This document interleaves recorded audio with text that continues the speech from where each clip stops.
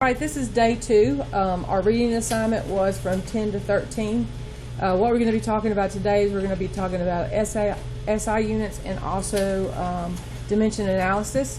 So the first thing that I did is I read in the book, and the book was talking about how models are important. So when you're doing models, you're going to have to find a system.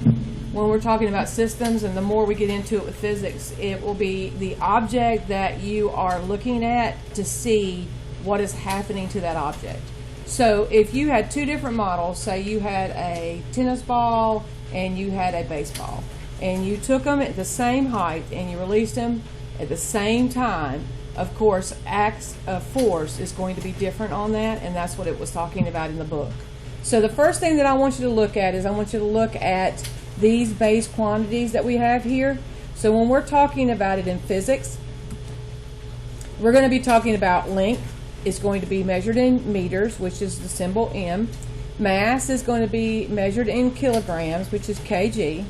Time is going to be in seconds, that would be a S. Temperature is going to be in Kelvin, which is K. Electric current is going to be in amperes, which are A. Amount of a substance, if you remember back in chemistry, would be a mole, which would be MOL.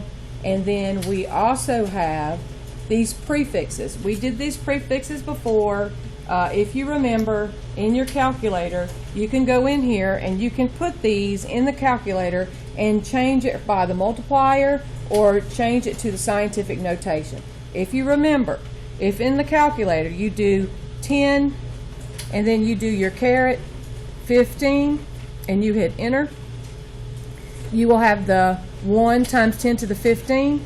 And you can also change your mode to your scientific, and once you do that, then you will get the other answer that you need.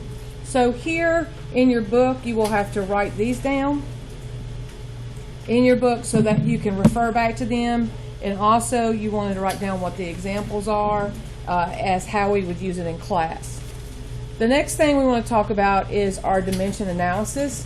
When we're doing dimension analysis, remember, we're trying to convert it and say that they give us a number in a certain unit, but that's not what it's asking for with the answer.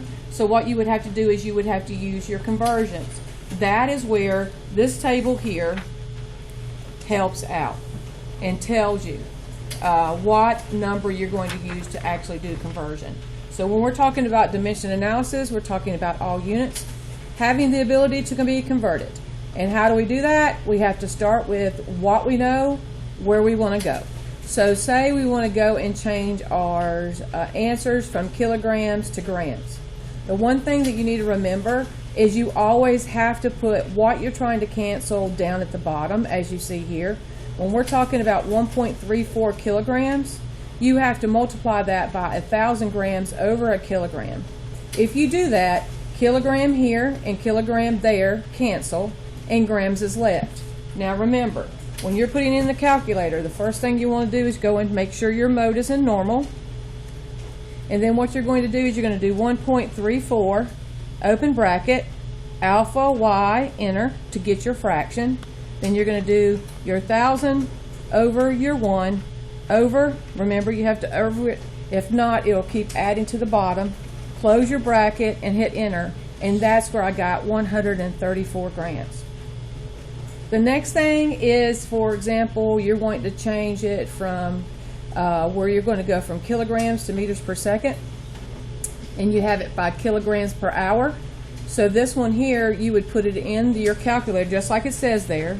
So you can have your open bracket, alpha y, enter, because you have a fraction, 43 down arrow 1 over, close your bracket. So that is the first one. Your calculator should look just like it is on this paper here. And then you're going to do another open bracket. You're going to do alpha y, enter. You're going to do 1,000 over 1 over and close bracket. So what that's telling you is it's taking this fraction and multiplying it by that fraction. We're not done yet, because right now we've gone from kilograms to meters, but we haven't done anything with hours yet, and we need to change that to seconds. So we're going to open bracket, alpha y, enter, 1 over, and there's 60 minutes in an hour. over. And then the next thing we're going to do is we're going to want to change it from hours to seconds. So you're going to do open bracket, alpha Y, enter. You're going to put 1 over, and you're going to do 60, open bracket, close bracket, enter. And that is where I got my 12.